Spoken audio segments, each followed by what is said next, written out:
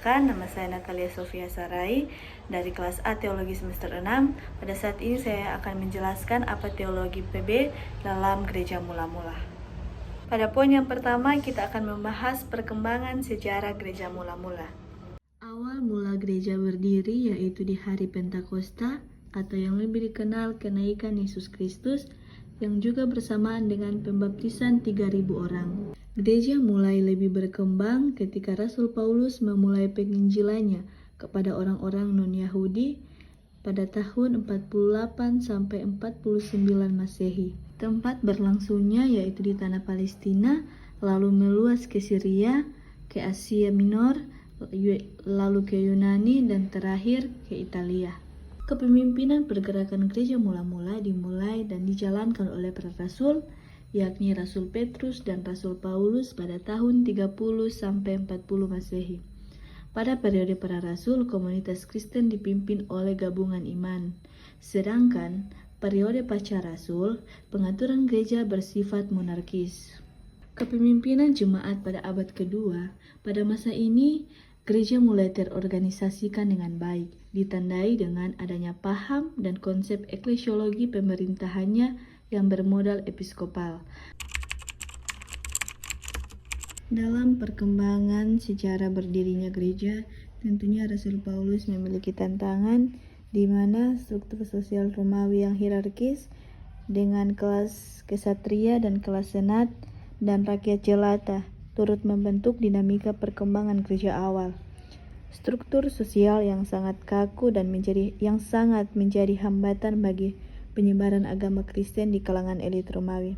Banyak anggota senat dan kesatria yang memandang agama Kristen sebagai ancaman terhadap nilai-nilai tradisional. Budaya Romawi yang sangat sinkretis dengan berbagai macam dewa dan kepercayaannya juga menjadi tantangan yang besar.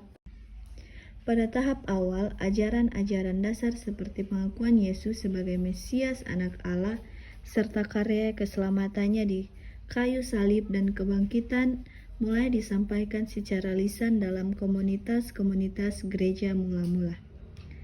Konsili-konsili gereja seperti Konsili Nicea pada tahun 325 Masehi dan Konsili Konstantinopel pada tahun 381 Masehi menjadi titik penting dalam pembentukan doktrin, misalnya doktrin Tritunggal dan keilahian Kristus. Penggunaan kitab suci sebagai otoritas.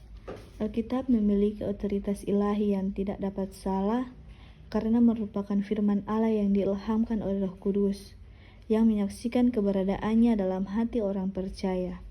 Dengan tunduk kepada kitab suci, orang Kristen mengakui otoritas Allah sebagai pencipta dan sumber kebenaran tertinggi dalam kehidupan mereka.